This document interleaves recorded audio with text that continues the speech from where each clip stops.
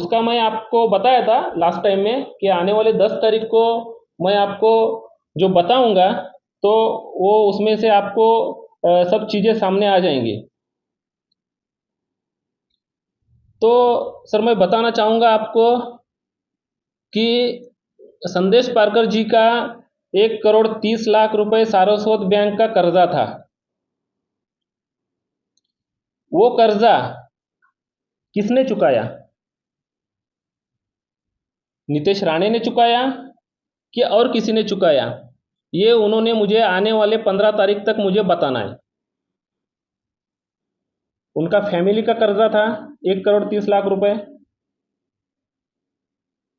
जब उन्होंने कर्जा अदा किया, पेड किया, तब जाके उनका फॉर्म वैलिड हुआ। तो इतने जल्दबाजी में, इतने तत्काल में उनका कर्जा कैसा नील हुआ? और पैसा नीतेश राणे ने दिया नहीं है तो किसने दिया है? उन्होंने आने वाले 15 तारीख को ये हमको मुझे बताना है, नहीं तो 15 तारीख को मैं आपको पुरावे के साथ में, पूरे स्टेटमेंट के साथ में आपको सर मैं बताऊंगा।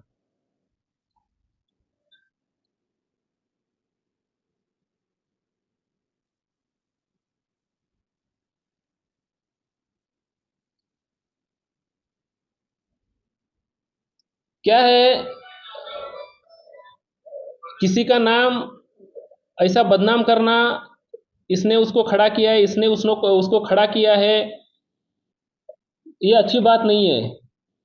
आज हम गांव में हमारे जा रहे हैं, हमारे लोकसभा, हमारे विधानसभा क्षेत्र में, तो हर घर घर में जा रहे हैं, तो अभी उनको समझ में आ रहा है, अभी हमारे लोगों को समझ में आ रहा है। वो मुझे बोल रहे, ठीक है नवाज भाई, जो पहले हफ्ते में जो कि आपके बारे में हमारी गलतफहमी हुई थी, जो हवा चल रही थी आपको कि लड़का आमदार ने आपको खड़ा किया है, नीतीश राणे ने आपको खड़ा किया है, जो आग लावे आमदार है उसने इधर यहाँ से तुमको खड़ा किया है, तो ये गलतफहमी हमारी दूर हो रही है। अभी हम, हमारे मन में आपके खिलाफ कुछ संशय नहीं है। तो इस इस आने वाले चुनाव में हम आपका पूरा पूरा साथ देंगे। हमारा समाज है पूरी तरह से ताकत से, अभी हम उनको उतरने के लिए मैदान में बोल दिए हैं। तो आप घबराने की कुछ भी चिंता नहीं करिए। पूरा 24 घंटा हम आपकी रक्षा भी करेंगे, हम आपका प्रचार भी करेंगे, और हम आपको जीत के भी लाएंगे। और आने वाले विधानसभा जो निकाल लगेगा, वो इधर हमारे विधानसभा इलेक्शन में एकता का निकाल लगेगा, रिजल्ट एकता का लगेगा। तो इस तरह से हमारे जो बुजुर्ग है, हमारे नेता है, हमारे हितचिंतक है, उन्होंने सब ने मुझे कहा है कि नवाज भाई बिल्कुल आप बेचिंत रहिए, इसमें हम अभी हमारे सब ध्यान में आ गया है, हम एक साथ आपके खड़े हैं।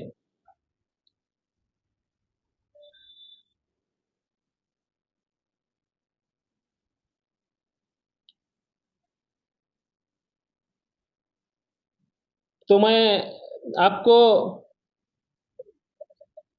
ये प्रेस के माध्यम से और एक बार कहना चाहूँगा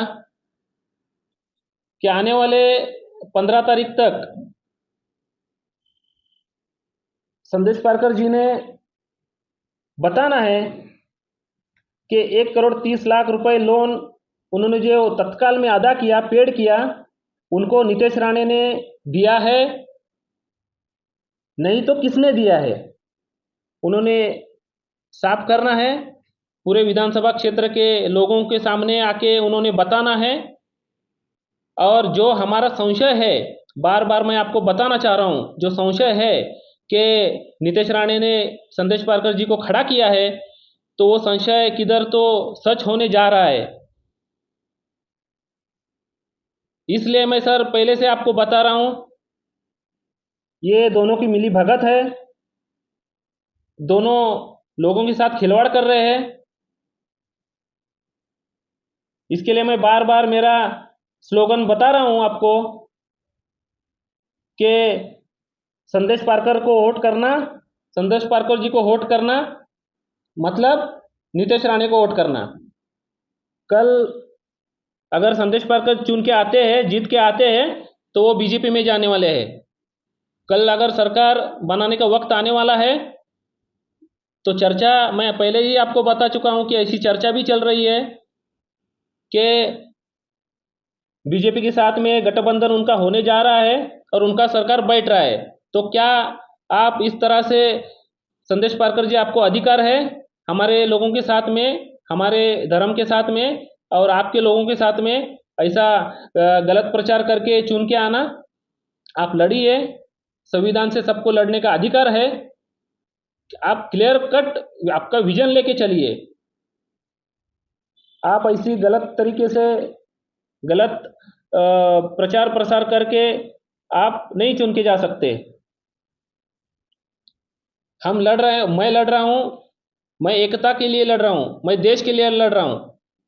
सब लोग जो एकता से इधर डटे हुए हैं, खड़े हुए हैं, वैसी अखंडता इस देश की कायम रहनी चाहिए, कायम रहेगी। और हमारे मरे दम तक, आखिरी सांस तक ये एकता के लिए हम लड़ेंगे। मैं पहले ही बता चुका हूं, राजनीति ये मेरा क्षेत्र नहीं है। मेरा क्षेत्र है व्यवसाय है। ये राजनीति से मेरा घर चलता नहीं है। मेरा व्यवसाय है, व्यवसाय से मेरा घर चलता है। मैं ये लोगों के जैसा सेटलमेंट हो या आमदार की इधर 5% की कमीशन चल रहा है वो कॉन्ट्रैक्टरों के साथ, उस पर मेरा घर चलता नहीं है। तो दोनों को बताना चाह रहा हूं, लाड़का आमदार हो या सेटलमेंट आमदार हो, आपको बताना चाह रहा हूं कि ना तो आपकी इधर एकता में दरार पैदा करने में मैं आपको कामयाब करने दूंगा, ना ही संदेश पारकर जी को इधर लोगों को फुसला कर वोट लेने की इधर कोशिश करने उनको दूंगा। इधर इतिहास रचेगा, इधर एकता की जीत होगी। जो तिरंगा हमारा लहरा रहा है उसी की जीत होगी। और एक बार मैं आपके सामने सर क्लियर कट करना चाहता हूं, दोबारा करना चाहता हूं, अगर 15 तारीख तक उन्होंने उनका स्टेटमेंट नहीं दिया, उन्होंने क्लियर नहीं किया, तो इस जनता को मैं पूरी तरह से प्रूफ के साथ में आपको बता दूंगा कि 1,30,00,000 रुपए जो कर्जा था सारस्वत बैंक का, किसने नील किया, किसने अदा किया, तब जाके उनको चुनाव लड़ने का उनको मौका मिल गया।